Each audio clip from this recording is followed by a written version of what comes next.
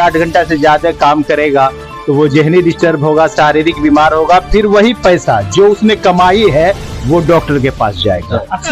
उनके इस नीति के विरोध में तब तक संघर्ष जारी रखेगा जब तक कि 8 घंटा काम 8 घंटा आराम पर ये लोग नहीं आते। नमस्कार, मैं नकीर रहमान हाशमी अभी मौजूद हूँ दलसिंह सराय के डक बंगला में और यहाँ पर भारतीय कम्युनिस्ट पार्टी के जानिब से, जैसा कि आप तमाम लोगों को मालूम है कि आज मजदूर दिवस है, अंतर्राष्ट्रीय मजदूर दिवस है, इंटरनेशनल वर्कर्स डे है।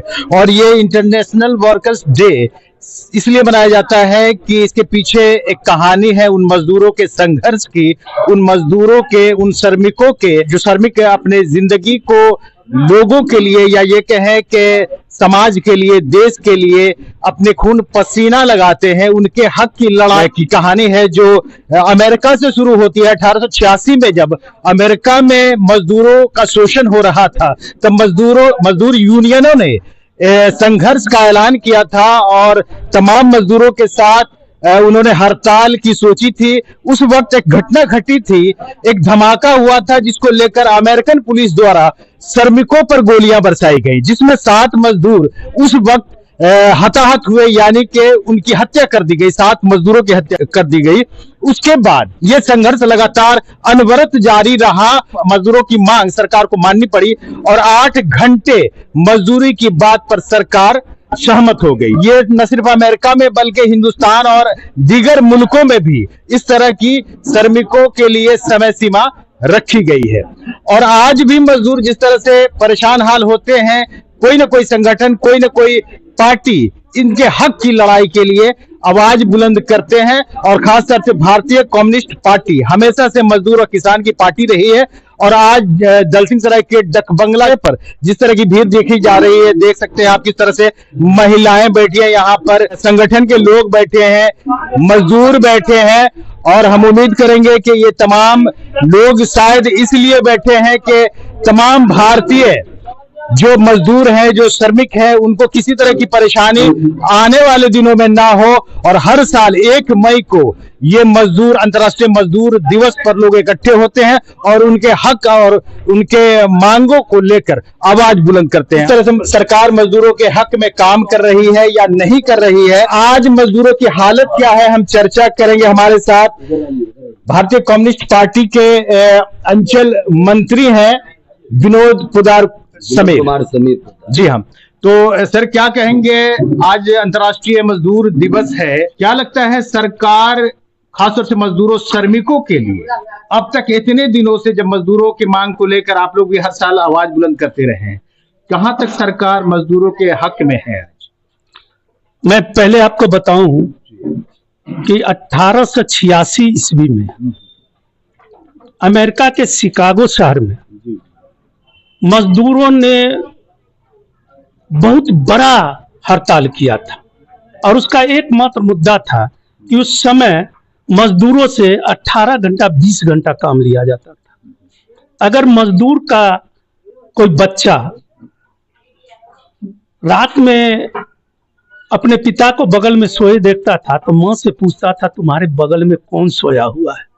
वो इसलिए पूछता था कि जब वो सो जाता था तब पिता आते थे और सुबह वो उसके जगने से पहले पिता फिर काम पर चले जाते थे। बाप भी बेटा को नहीं पहचान पाता था, बाप बेटा भी नहीं पहचान पाता था। तो इसके खिलाफ मजदूर संगठित होकर मांग किए कि हम 8 घंटा काम करेंगे, 8 घंटा आराम करेंगे, 8 घंटा हम पढ़ाई लिखाई और मनोरंजन पर खर्च करेंगे। बहुत बड़ा संघर्ष हुआ जिसमें हजारों लोग मारे गए। कहा यह भी जाता है कि वहां के प्रशासन और पूंजीपति कारखाने वाले मिलकर गोली चलवाए। उसी समय किसी मजदूर पर इतनी गोली चली कि वो पूरा खून से लथपथ हो गया और वहीं पर एक मजदूर उनके खून से रंगे कपड़े को लेकर संघर्ष जिंदाबाद, मजदूर एकता जिंदाबाद का नारा दिया और उसी दिन से हमारा ये लाल झंडा मजदूरों के झंडा के रूप में प्रचलित हुआ। 1920 में हिंदुस्तान के अंदर all India trade union Congress AITUC की स्थापना हुई लाला लाजपत राय जी के नेतृत्व में, और वहां से मजदूर, चाहे वो खेत के मजदूर हों या हवाई जहाज चलाने वाले मजदूर हों, जूट के मजदूर हों, कपड़ा वाले या दवा वाले, सारे लोग एकजुट होकर उस दिन से आंदोलन शुरू किए और 1925 में भारतीय कम्युनिस्ट पार्टी की जन्म हुई। और भारतीय कम्युनिस्ट पार्टी और एटक ये दोनों मिलकर मजदूरों के संघर्ष में आगे आ गया। अभी फिर स्थिति क्या है कि अभी लड़के 1947 से लेकर 1920 तक मजदूर लड़ाई करके 44 वो कानून अपने पक्ष में बनाए। 44 मजदूर का कानून बना। भारतीय जनता पार्टी की सरकार उस कानून को निरस्त कर दिया और वो 44 कानून को 4 कानून के कोड में ले आई है, जिसमें है कि आप हड़ताल नहीं कर सकते हैं, अपनी बात नहीं रख सकते हैं, आप मजदूरी के लिए नहीं लड़ सकते हैं, ये कीजिएगा तो निकाल दिए जाइएगा, और फिर काम के घंटे का कोई सीमित नहीं है। जो वहां शिकागो में लड़के मजदूर ने हासिल किया था उसको ये हटा रहे हैं और अब 12 घंटे काम ले रहे हैं। और आपको जान के आश्चर्य होगा कि इन लोगों ने, प्राइवेट कंपनियों ने पैकेज शुरू किया है। पैकेज में हमारे बच्चे इंजीनियरिंग, डॉक्टर, बीटेक, एमटेक जो भी करके जाते हैं उनको पैकेज देता है और पैकेज में कहता है कि इतने घंटों के अंदर तुमको काम पूरा करना है, इतने घंटों के अंदर, इतने दिनों के अंदर काम पूरा करना है। तो हमारे मजदूर साथी, जो अपने आप को वो लोग मजदूर नहीं समझते हैं, जो हमारे बीटेक, एमटेक, इंजीनियर वगैरह, वो अपने को मजदूर नहीं समझते हैं और उनको भी 16 से 18 घंटा भी काम करना पड़ता है। उनका जिंदगी बर्बाद हो रहा है, उनकी वैवाहिक जिंदगी बर्बाद हो रही है, उनकी प्रजनन क्षमता पर प्रभाव पड़ रहा है। मानो ऐसा लग रहा है कि वो मनुष्य नहीं मशीन हो गए और लोग उनसे फायदा उठा रहे हैं, भले ही पैकेज जो दे दे। और जबकि मनुष्य को चाहिए कि 8 घंटा से ज्यादा काम करेगा तो वो जहनी डिस्टर्ब होगा, शारीरिक बीमार होगा, फिर वही पैसा जो उसने कमाई है वो डॉक्टर के पास जाएगा। सही कह रहे हैं। या फिर अलग तरह से सरकार पूंजीपति सरकार रोबोट बना रही है और इंसान को भी वो रोबोट के रूप में ही देख रही है। जितने भी पूंजीपति हैं उनको सिर्फ चाहिए पैसा।